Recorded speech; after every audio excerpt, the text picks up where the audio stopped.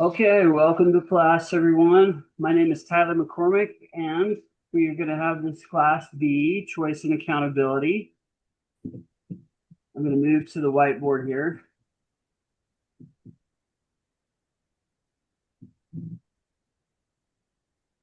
Hi, Kathy. Just have to say that. Hi, Eric. There we go. I'll shut up. Oh, Hello.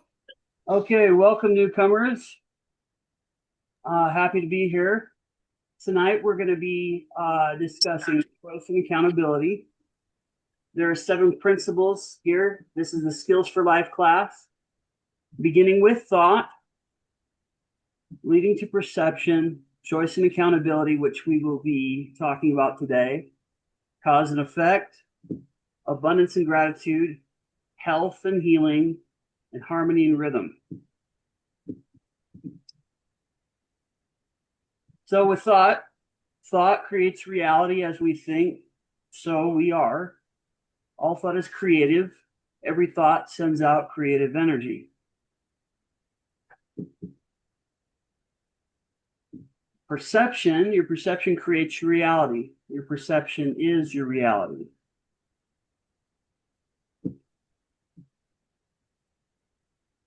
And then tonight's topic, choice and accountability. You always have a choice, and your outcomes are the consequences of your choices. Isn't it great to know that we have a choice in everything? It is for me. I don't like to find myself reacting to anything because I usually know during a time like that, it usually brings mixed results than what I intend. And so knowing that there is power behind the principles that we talk about and also techniques that we can apply, choice and accountability is very important. Next, we have cause and effect. Energy is never lost. It must be resolved. Energy is energy, and it needs a place. And if it's negative energy coming up, we can contain it or we can recycle it. Next, we have abundance and gratitude. Abundance is the natural state of the universe. That's a good thing to know. Abundance is the natural state of the universe, meaning that anything that we experience as far as lack, it often has to do with things that we're running in our head about focusing on that frequency of lack. Whereas the natural state of the universe is abundance. And when we focus on gratitude, we align ourselves with the frequency of that, and then we receive abundance. Next principle is health and healing. Your mind directs your body knows how to heal. You just help it along. That's how powerful the body is that we direct the healing of our bodies, and there's many things that we can do, and we have discussed them in classes past. We actually help that along, but our body is very equipped to heal. And not just our physical body, we're also talking about our physical, our emotional, mental, and spiritual. Next, we have harmony and rhythm. Harmony comes from attunement. There is a basic rhythm to all creation, including human beings. In the Rapid Eye community, we have what's called HHF, Universal 2x4, PAIN, which is an acronym for pay attention inside now and cancel that. So this is what we call help, my hair is on fire. That's what HHF stands for. So anytime any of us are in need of energy being sent, we don't need to tell the story of what we're dealing with, but we send an HHF out to the community to shorten the signal of urgency for needing energy to be sent our way. And I like Cheryl had brought up kind of an acronym of her own that would you like to share, Cheryl? Are you there? Unmute yourself. Oh, okay. That would help. Yeah, no, yeah, there you go. Okay. The acronym is SHINE. Send healing intentionally now energetically. So it's to have a more, I think, a positive spin on it. So that's just Yeah. a suggestion. Yeah. Well, Shine, SHIN. I like it. You know why I like it? It's because, sometimes we can think of energy being necessarily sent to us because we think we're lacking something or something's urgent. I don't know. But if we're actually having success, I would actually ask somebody to send energy if I was having success at something and I wanted it to multiply.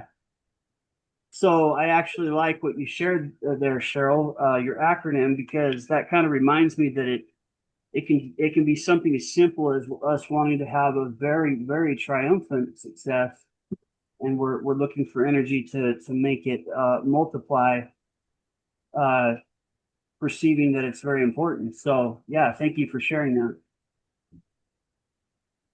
No problem. Go back to the screen now. Okay, so next we have what's called the universal 2x4, which is a blessing in disguise.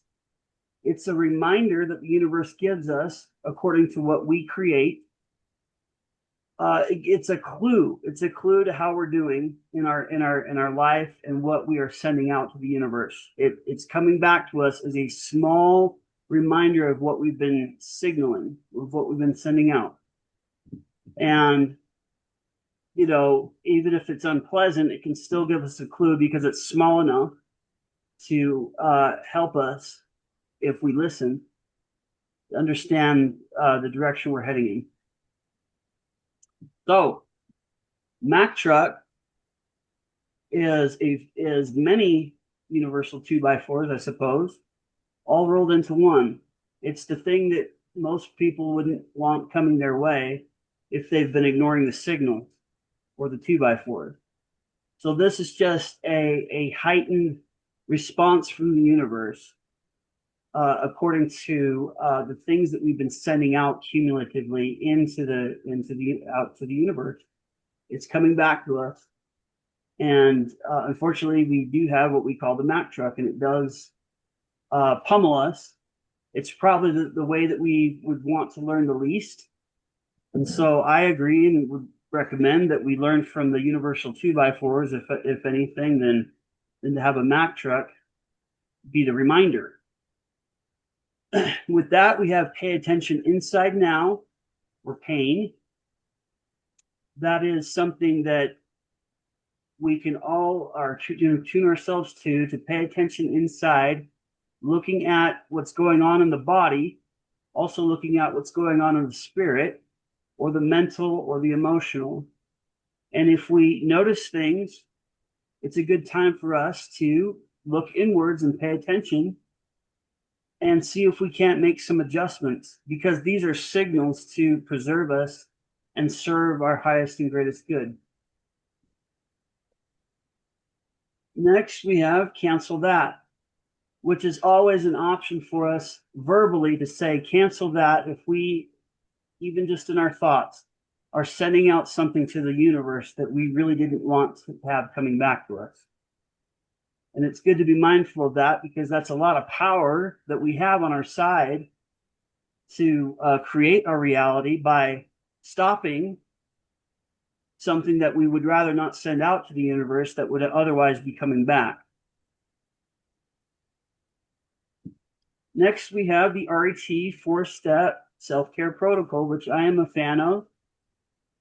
This is a really powerful tool to help us whenever we are pausing to make different choices in our lives, to release energy and trade in things that we don't want in our lives for things that we do. And this helps the body, the emotional, the physical, emotional, mental, and spiritual body get the message. And it's been a huge benefit to me in my life and in my family, and I've been using it for a very long time. And I know it will benefit anybody who does use it.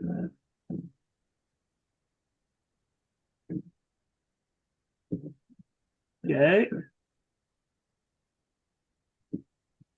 Either stop share for here for a second. Okay, so tonight's class again is going to be choice and accountability, and I wanted to ask the question: what is choice? What is accountability? Actually, Cheryl, what would you say accountability is? Accountability is taking responsibility for what you have chosen Mm-hmm. or your choices in the moment. Do you think, and I've observed some things, and you might have the same answer. Do you think that in society people think accountability is always a good thing? I don't think people think it's a good thing, but it gets you to make a different choice. It brings up ways you can make a different choice. So I don't think people think it, believe it. It's a good thing, but it is. I Right. think it is. And I've seen the same thing myself. It's like, growing up, anytime I heard accountability, it's just kind of like obligation is what came to mind. And I think they're two different things. Obligation is, I mean, take it for what you will. When I hear the word accountability now, after going through Rapid Eye and the education process in Rapid Eye, we tried to look at it in the way that it was intended to give us control over our life and not think of it as an obligation. So we are account able to have control over our lives, that we can choose the reality we want. Any other thoughts? Oh, Marion. Also, we have Cheryl said that so well about that we're aware of our choices. It also is we're aware of our actions and what the results of those actions are playing out, so that we pay attention to what's happening and truly claim that which we do in the setting or in the experience. And sometimes we like to stay really dumb about it, and I don't use that word lightly. We want to stay out of awareness because we don't want to be responsible for it. Right. It's kind of like you know? and I thank you for recognizing it. It's like what I was saying before. If we don't see it for the value that it is, we might treat it as just obligation, like it's something that's not going to benefit us. When in Well reality, said. Yeah. yeah, when in reality, it's there for us to increase our power over our lives. If we get, as you explained, and thank you for sharing, to map out what's happening, what we're doing, we then have more control over our reality. And you know what else, Tyler? That's another way that we become more familiar with who we are. We get to know ourselves better because we're paying attention to what we're doing instead of doing it only out of that's the way it's always been done, or we really get very unaware and kind of sometimes as human beings we get a little bit crazy like a fox. Well, if I don't really pay attention, I can't be called to account for what played out here. If I just don't pay attention to what went on in this family activity or this interchange, I won't have to be responsible for what the results are. Yeah. and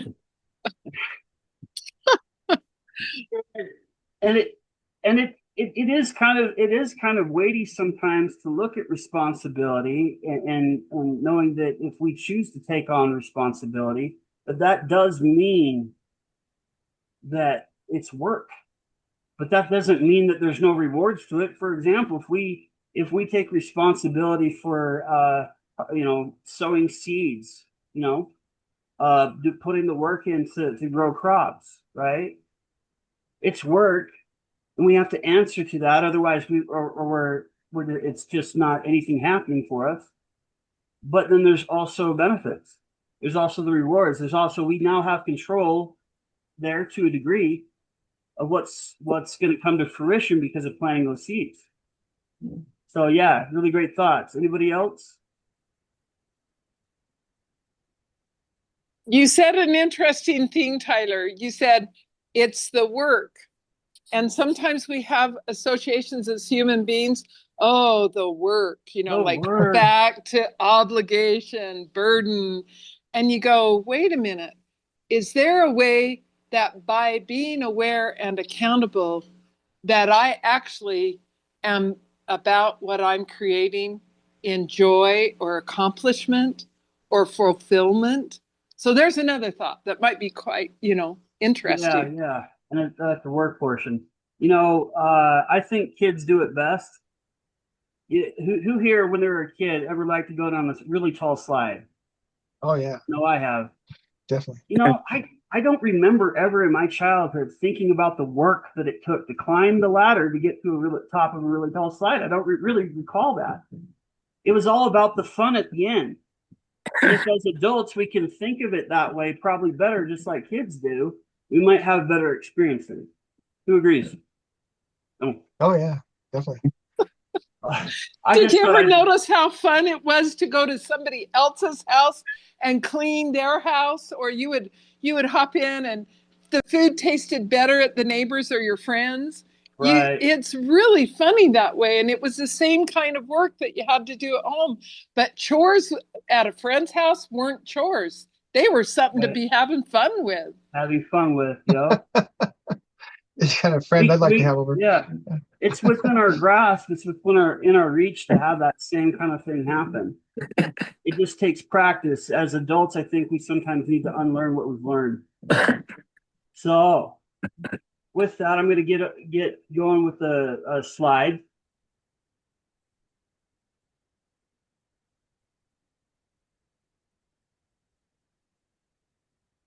Okay, so once again, this slideshow is created by Julia Fairchild.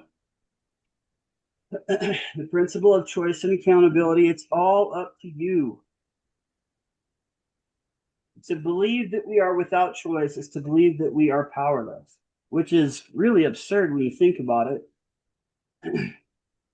If we really thought that we were truly powerless, which would imply that we're powerless in all things. So the response part, choosing responsibility, and that's kind of helps to break the word up. Responsibility for our own outcome is to claim the ability to respond to circumstances in ways that empower us rather than choosing to remain a victim to those circumstances. So it grants us control. The most precious gift we ever have or ever will be given is our power of choice. True responsibility is to act appropriately for you in consequence of your choice. Children can only learn more ably as they experience the consequence of their choices and have opportunity to choose again. So we are all just grown children, all learning with each choice and its result. When we attempt to save others from the natural consequences of their actions, we seek to replace the universe and its infinite wisdom with our own limited understanding. Who's ever felt at any time that they weren't living their own life, that somebody was just kind of superimposing their life on them? Anybody ever feel that before? All of us flaming card carrying codependents are laughing, saying, "Is there Yeah. anything else?" Yeah. That was funny. I was laughing. Do you see the flames? The Yeah. flames. Yeah. You know, there are times where in my life I felt that that I couldn't fall and scrape my knees, so to speak. And I don't look back on my life at my mom for being overprotective. I mean, she was a single parent after all, trying to do work and school at the same time, and she's our main guardian, right? But she sheltered us from a lot of things. And it only makes sense to run her to the shelter that's provided. So that's what we did. And we weren't maybe in a balanced way exposed to some of the things that would have otherwise more prepared us for life. But like I said, I don't blame her when I look at that. I might have done the same thing, but I still see the result that if a choice is not presented, that if we're, living somebody else's life, or if it's something that's, if we're just not really getting given, the full breadth to run out in the field, so to speak, and experience life for ourselves, we're not going to learn as quickly, I think. Falling and scraping a knee is one thing, but having something else that's bigger than that is another. But they have similarities in that it's something that belongs to us. It's our experience, and our ability to respond to that experience is very crucial. So I'm going to go back to the slide here. I think it's Dr. Wayne Dyer that said that you can read books about how to swim all day long and think you know it, think you understand it. But until you get in the water. Yeah. My son Sammy's trying to learn to drive, and tomorrow's his birthday, and he's 34 and he wants to learn to drive. And I said, what's the block? What's holding you back, Sam? And he's like, I don't want to be accountable to the police. And I said, what do you mean? He's so afraid of doing something wrong and getting pulled over, and then he'll be accountable for something. Or his brother fell asleep once and ran off the road. He's just watched, and he's like, and he's on the spectrum. He's got the autism thing going on. But I said, you live in fear, right? And it's kind of a rite of passage. It'll be a lot of freedom for you. And I tried to tell him, you're going to look back on the choice not to do something because of fear will keep you from experiencing life if you can understand. And of course, you're going to make choices that probably aren't the wisest. I mean, he's put 3 dents in my car learning how to drive. And I'm not mad or anything, but I just decided to wait to do the body work till he's all done. Yeah. Well, thank you, Linnell, for sharing that. We all got a ton of fears that we're sorting out. I think all of us want to be brave. I really do. Because none of us really want to miss out on life. I know I don't. I just know that I find myself sorting through things, wondering what's worth the risk. But then again, how can I know all things? So I think being brave, has some value to it. So thank you for sharing that, Linnell. And I also know that sometimes things just happen in its own time. You can just say, oh, this happened. I made this choice and I got a negative consequence. I'm not going to do that again. Right. If it works for you, keep doing it. If it doesn't work for you, do anything else. Yeah, and that is important. There are things that don't work. And just like Renee said, and that's one of her one-liners, do it differently, right? If something's not working for you, do it differently. Tyler, this also brings up a question. When Linnell was sharing about the driving with Sammy, how many of us have our own attitude towards, in this case, perfectionism? Right. It may not be about driving, yet take a look. How many times have I missed out because I'm thinking, I've got to be perfect at this? And I don't even sometimes think in terms of perfect, but I want to measure up. I want to make sure to do it the right way. Well, who on earth figured out what the right way is? And you said it beautifully. Renee said, do it a different way. Yeah. It could be as valid as anything else. Yep. And maybe inspire a whole new pathway. Yeah.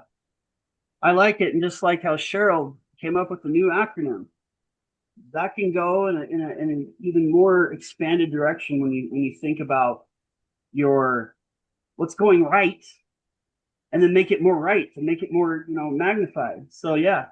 And Cheryl, please note in the chat, I asked you type in shine and what the acronym is. Put it in so that we can take a quick screenshot of it that are here tonight. Okay? Thank you. Sorry, Tyler. Oh no, good. Yeah. And I want to share that for me, I can relate to what you're saying, Marion, because I think I'm a perfectionist in some ways, and then I like Linnell's question about what's holding me back on certain things, and I don't.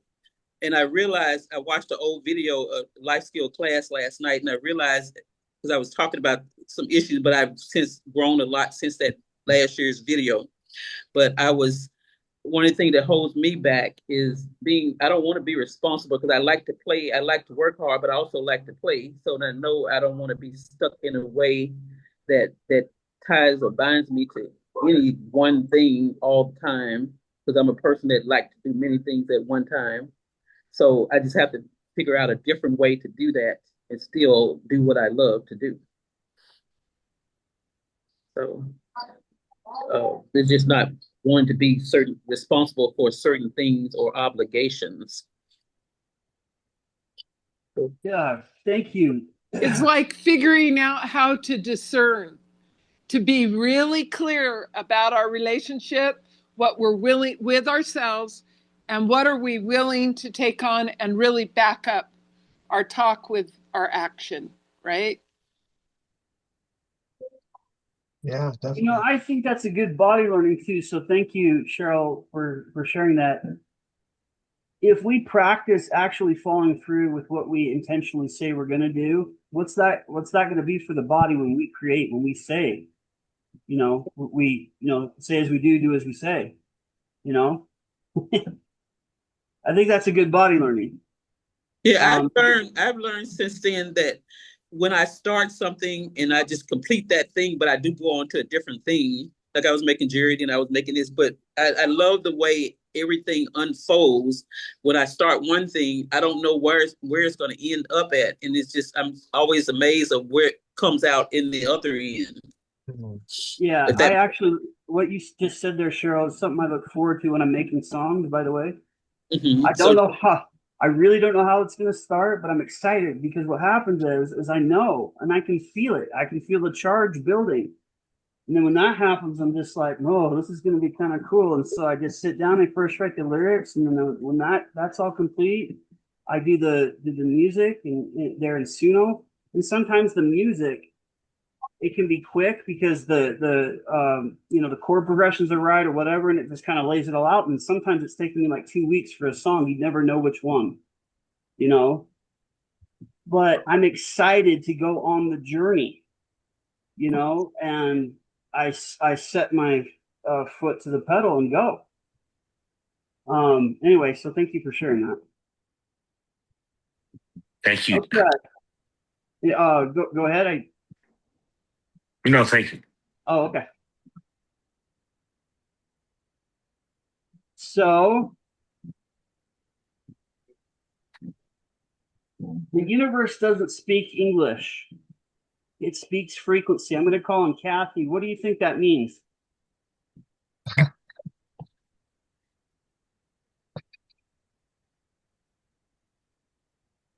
That's a good one, Tyler. Yeah. Good to hear your voice again. Yeah.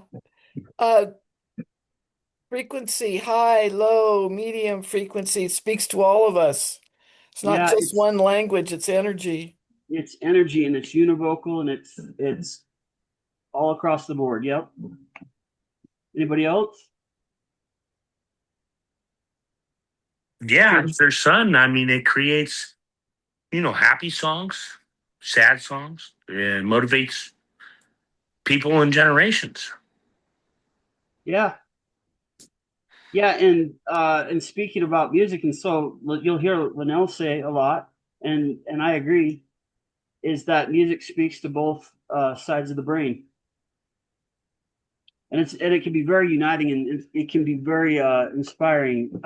So the The choosing to stay in higher frequency vibrations of thoughts, actions, and associations lead us to even higher frequencies of joy, confidence, enthusiasm, love, and feelings of success and happiness. That's why we find songs to be so inspirational, you know? Sometimes you can't put your finger on it, but they really get us up and going. The prefix forming verbs and verbal derivatives, removal of or from something specified. That's D. That's what D means. Reversal of something, decode, decompose, desegregate, departure from. And of course, we know the suffix of decide. Okay, so decide, the suffix of that is side. It's a borrowing from Latin meaning killer, act, or killing, use, used in the formation of compound words, pesticide or homicide. There's a finality to it. It doesn't mean it's flexible. It's final. It's conclusive. And it doesn't allow for the freedom of choice. It doesn't allow for that revolving door. So there's a big point in pointing that out. You're basically saying it's much more powerful to choose than it is to decide, because decide cuts off other possibilities. Right. So if you choose, that is you are making a choice that you could also make a new choice again the next time and choose again. Love it.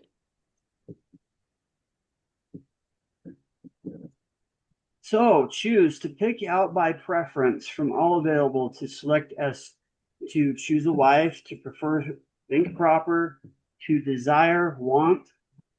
So, and that's just one example. So once we decide, we must then defend. But I don't know about you. Is there any one of our judgments that are perfect? So if we make and I better finish what I'm saying before I ask the question. So if we make a judgment, we must defend it. So once we decide, we must defend. And how many of our judgments are perfect enough to be prepared to defend them?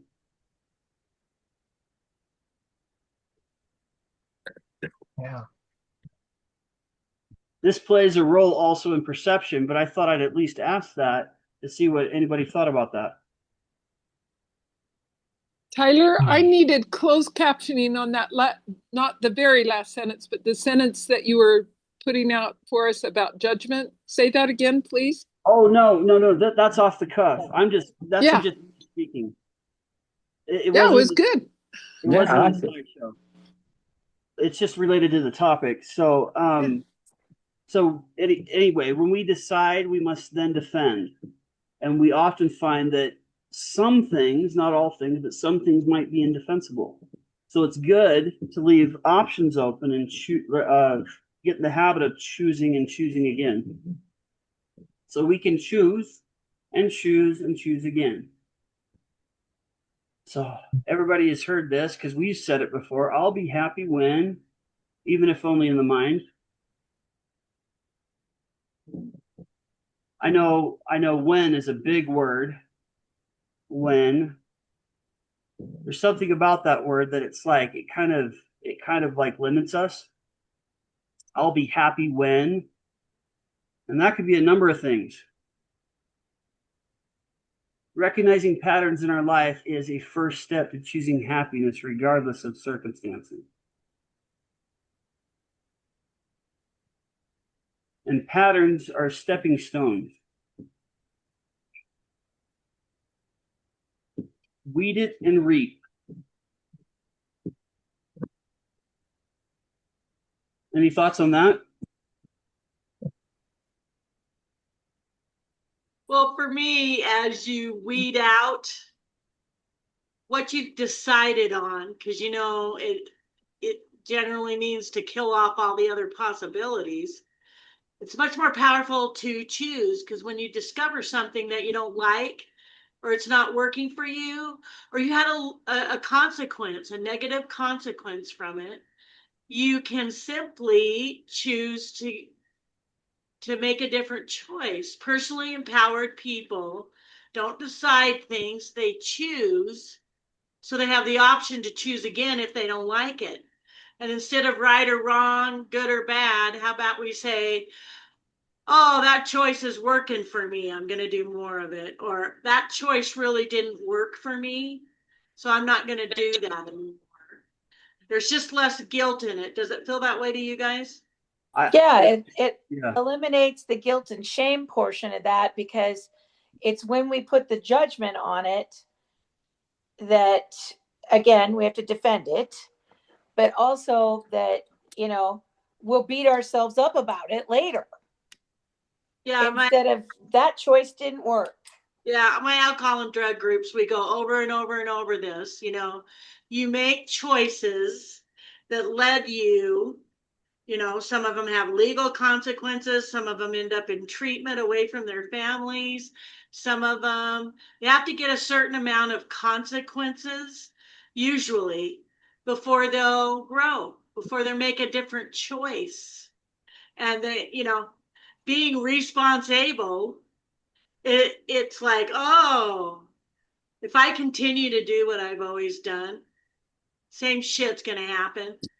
And that is what is finally, the thing that says, I got to quit taking this fentanyl and meth mix I've been taking because I'm in trouble. And I always point out, yeah, you feel guilty about that. You feel shame. But what if you just really chose again because it's not working for you? You don't want those negative consequences. Do it, so to speak, out of love, loving yourself enough instead of a judge making you do it. I love myself enough to make a different choice. And that's what I know someone's getting, closer to their recovery when they start using that different language. And that's a good reminder about us using that language in our self-talk. I'm sure that's what you've been saying to us, Tyler. And I'm telling you, I appreciate the reminder a lot, because I get into cycles and then I go, would I speak to someone else this way? And it elevates how I'm speaking to myself when I remember about what's going on in the self-talk. Well, and for those of us who are technicians, when we look at that pattern cycle that we went over last week, that's what happens. We get into that, we do the behavior, and we get into that shame spiral again, where you feel bad about what you've done. So you do it again so you don't feel bad. And then you're stuck. Yeah, it's like, oh, I already messed up. I might as well keep doing it, even though it's giving you negative results. Is that like having a known pain rather than going on to it? Will be more comfortable in my known shame, guilt, perfection cycle than going forward into another choice. Yeah, the old, you trust the devil you know instead of the devil you don't know. We are funny as human beings, you guys. Yeah, Really? that's a great way to put it, what Tanya just said, because you trust the devil you know versus the one you don't know, because it's the familiarity that keeps us stuck, or not making a new choice if it's not working. So thank you for pointing that out, Tanya. And that's a good way to put it. I Well, think the accountability can lead you to what caused you to start that behavior in the first place. Yeah.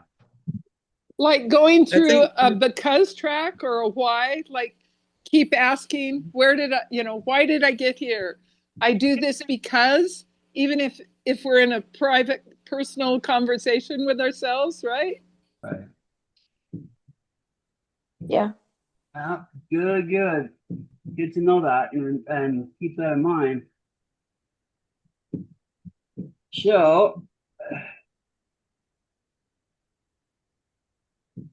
happiness itself is a choice, as are unmet expectations. We can actually choose to whether or not our expectations were met, and maybe not see any good in the things that we were looking at as far as outcomes. Cynicism is a choice. Optimism is a better choice. The pessimist sees difficulty in every opportunity. The optimist sees opportunity in every difficulty. That was Winston Churchill. And this is touching on perception too. It is about seeing. I didn't actually know about this particular guy, this John Dominic, and if I said that right, John Dominic Bowlby, if I'm saying that correctly, wrote a book entitled The Diving Bell and the Butterfly, using his left eyelid to blink 200,000 times to choose each letter of every word of the book, taking 4 hours a day for 10 months. I mean, would that drive somebody insane? That's outstanding. And I've always been inspired by Helen Keller. What I'm looking for is not out there, it is in me. It's amazing what came to the surface in her adult life, the things that she would talk, or not, excuse me, not, I say talk in a way that she was able to communicate right, excuse me. So not talk, but, in her own way, communicate. Had a lot to say, and it all came from inside her. Ludwig von Beethoven began to lose his hearing at the height of his career and eventually became completely deaf. He sawed the legs off of his piano so he could set it on the floor and feel the vibrations as he played. And that's kind of extraordinary too, because he knew that there was some acoustic conductivity with being in connection with the floor. So the symphony number 9, of which he never heard a single note, it's one of his best known works of classical music. He overcame this is what gets me. He overcame suicidal thoughts that overtook him at first and went on to become the musician we all know and love. And if anybody knows anything about those who are driven to make music, that's kind of their life. So the fact that he overcame those suicidal thoughts when essentially, perceptually, his life was over at the point he lost his hearing, he carried on. He made a new choice. He changed frequency. Yeah. That's incredible. Tyler, I wanted to just make a quick comment. This has reminded me of this principle this week. I just recently was at my son just recently graduated high school, and he had a quote for his graduation, and it was an anime character or a rapper. He quoted it. I'm not sure who it was, but the quote goes something to the effect of, he said, I know when I go out into the world, I have infinite chances. The universe gives me infinite chances.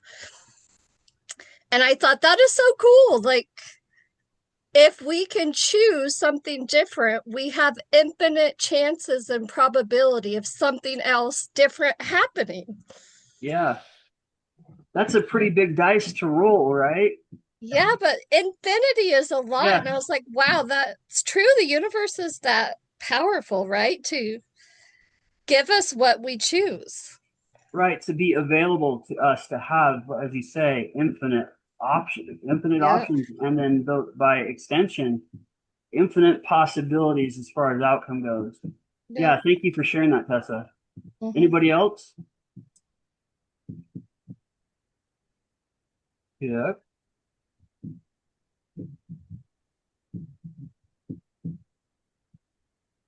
So, I swore never to be silent whenever and wherever human beings endure suffering and humiliation. We must always take sides. Neutrality helps the oppressor, never the victim. Silence encourages the tormentor, never the tormented. And it's, am I pronouncing this right? Isle Weisel? Sounds German. Okay, so another German internment. After his experience in a Nazi concentration camp, Isle Weisel went on to spread a message of hope, atonement, and peace, drawing from his own struggles to come to terms with the presence of evil in the world. He wrote over 40 books and was awarded the Nobel Peace Prize for his crusades for human dignity. Then better known to at least me was Viktor Frankl. Everything can be taken from a man, but one thing, the last of the human freedoms, to choose one's attitude in any given set of circumstances, to choose one's own way. Viktor Frankl went on to teach that even when we are helpless to change our circumstances, we have within us the power to live. He pioneered essential and humanistic psychiatric systems and wrote more than 32 books, including his hallmark, Man's Search for Meaning. That's one of the best books I've ever read. I would highly recommend it to everyone. Yeah, and I do remember that, Linnell. That's a highly recommended book coming from the Rapid Eye community and our consciousness about these things. So then we have Nelson Mandela, who I actually heard quite a bit about myself and some of the things that he did when he was in prison himself. So, a political prisoner for 27 years, Nelson Mandela became a leader among his fellow inmates, fighting for better treatment, better food, and study privileges, earning a BA while in prison, elected president of South Africa. He received more than 250 awards, including the Nobel Peace Prize. His funeral was a global event. There's something I learned from about Nelson Mandela that I didn't know before, that when he was in prison, I'd heard that his guards that were placed over him were they eventually gained a lot of respect for him because he was not, he refused to work harder than he felt like he was physically able.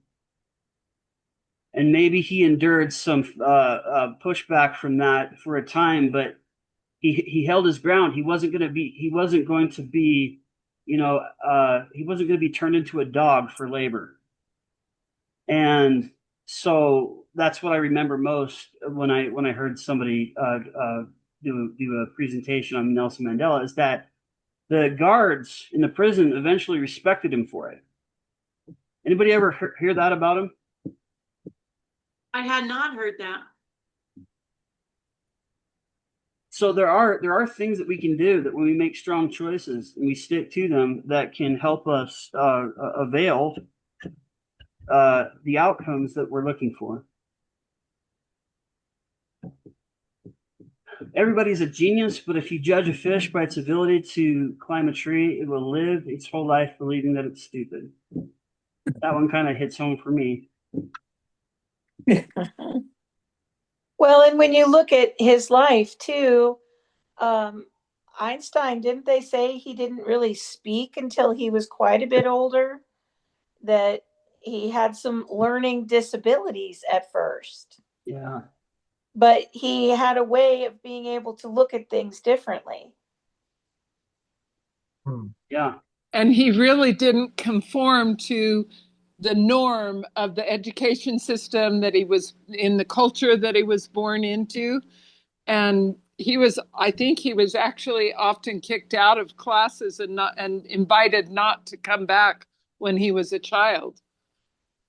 So somehow he persevered and ended up, being able to expand how human beings think about, some of the concepts that he works with, that he enlightened us with. Yeah. So he made a different choice, Tyler, again and again. He made a different choice again and again. Awesome. When one door closes, another opens, but we often look so long and so regretfully upon the closed door that we do not see the one which is open for us. That's another perception thing. I'm so grateful how these principles will overlap, because they're all tied together. They're that meaningful. Albert Einstein, Alexander Graham Bell, Leonardo da Vinci, Thomas Edison, Walt Disney, and Winston Churchill are said to have displayed signs of learning disabilities like dyslexia. They did poorly in school. They were told they were stupid, talentless, unteachable, and that they would never amount to anything beyond mediocre. One can have no smaller or greater mastery than mastery of oneself. That's Leonardo da Vinci. Many of life's failures are people who did not realize how close they were to success when they gave up. In addition to failing about 10,000 times before landing on a successful design for the light bulb, his factory burnt to the ground when he was 67, destroying countless lab records and millions of dollars of equipment. When he surveyed his losses, he remarked, "There is great value in disaster. All our mistakes are burned up. Thank God we can start anew."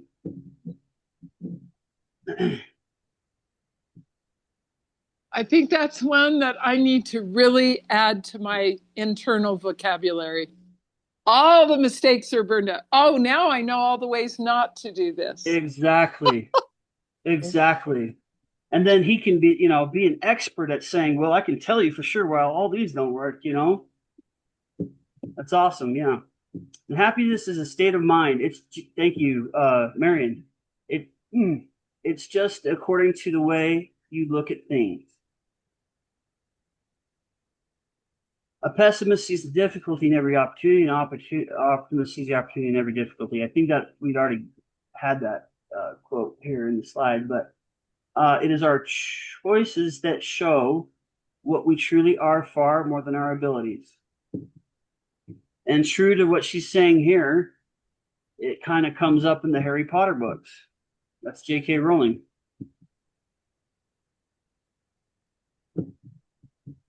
The glory of sports comes from dedication, determination, and desire. Achieving success and personal glory in athletics has less to do with wins and losses than it does with learning how to prepare yourself so that at the end of the day, whether on track or in the office, you know that there was nothing more you could have done to reach your ultimate goal. With Jackie Joyner Kersey. So she was diagnosed with asthma when she was 18. Now 6-time Olympic medalist in track and field, is ranked among the all-time greatest athletes and was named by Sports Illustrated for Women as the greatest female athlete of the 20th century. If you change the way you look at things, the things you look at change. The amazing thing about life is that you choose what you allow into it. You choose how things affect you. You choose how you react. Happiness is a choice. Make it. I'm actually going to segue from the second to last slide here. If you change the way you look at things, the things you look at change.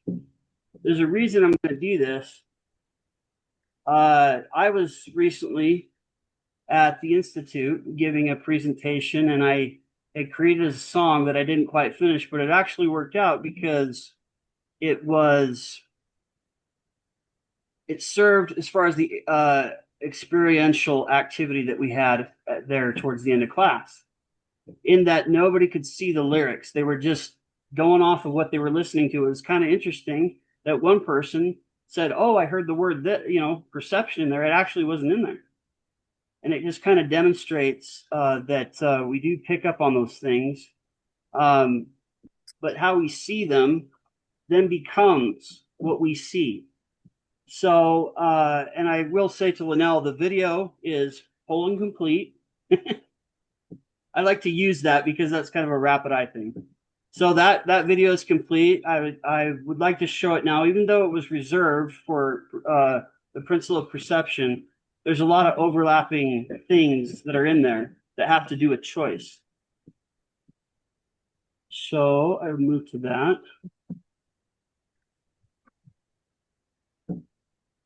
Any other thoughts while I'm queuing this up? I'm really glad that you led the discussion this evening, Tyler. Well done. Thank you. And by the way, be sure anyone interested, Tessa, I put your son's kind of his quote about I have infinite choices or I have infinite. Anyway, I put it in and I put it attributed to Tessa's son because I don't know your son's name.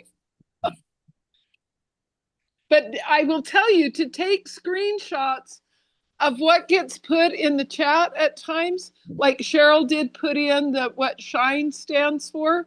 It's worth taking a screenshot of things like that so you can incorporate it where you would like to use it. Mm-hmm. Okay, there's I'm always thinking that and I thought I saw Alan. I thought he also started to say something. Alan, do you have something to say? No, no. Sorry, I just Okay. chuckled a little It bit. looked like you wanted to say something. Okay. Okay, here it goes. So this song is basically about realizing that, through dream sleep, we actually discharge things that we create throughout the day, experiences. There's allegory, there's other things in our dreams that help us sort out what we experience in our waking hours. And talk about options. When we're dreaming, there's a lot of things that we don't think about when we're awake. And so that in itself helps us to present to ourselves new choices. I hope you like it. Here it goes.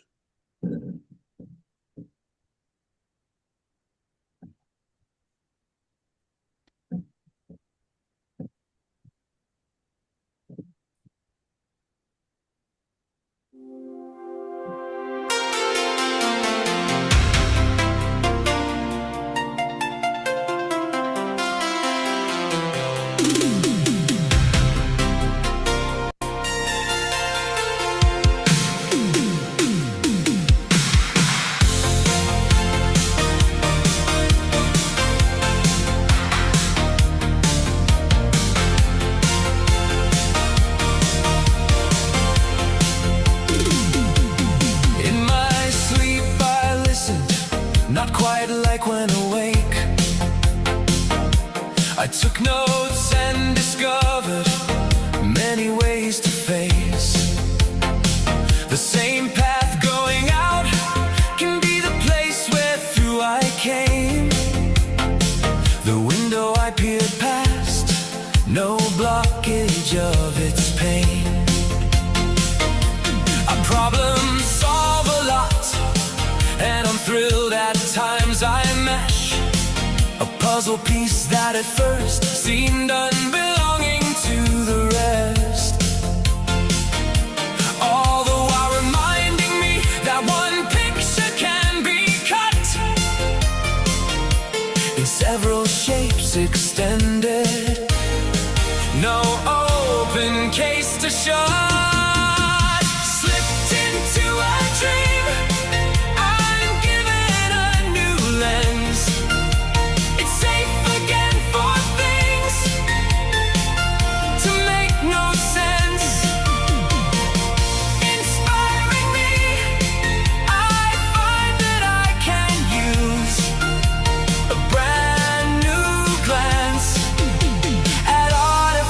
and clues. If patterns don't appear, my mind might make them up. I act out situations to give meaning to the muck, bringing me full circle, a circle better made, teaching me again despite the many times it takes.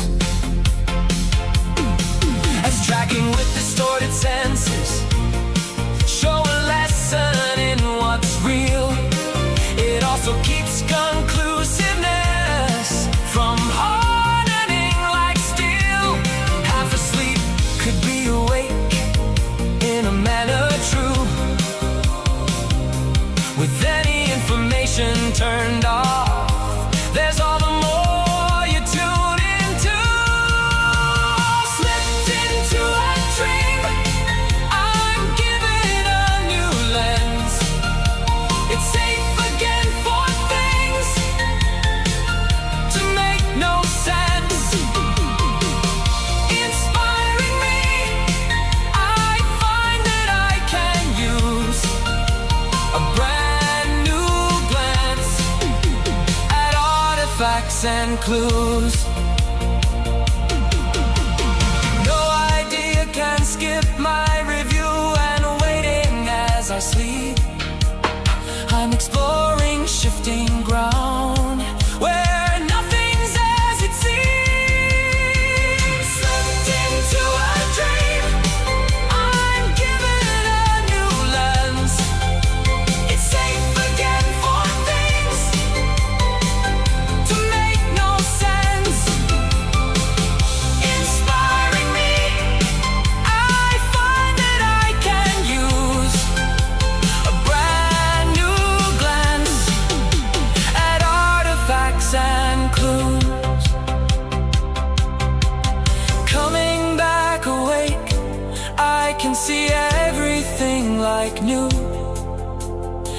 making results to see what I'm committed to.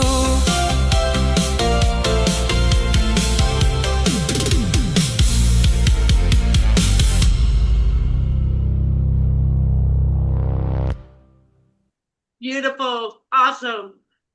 Wow. It had a lot of Renee's one-liners in there.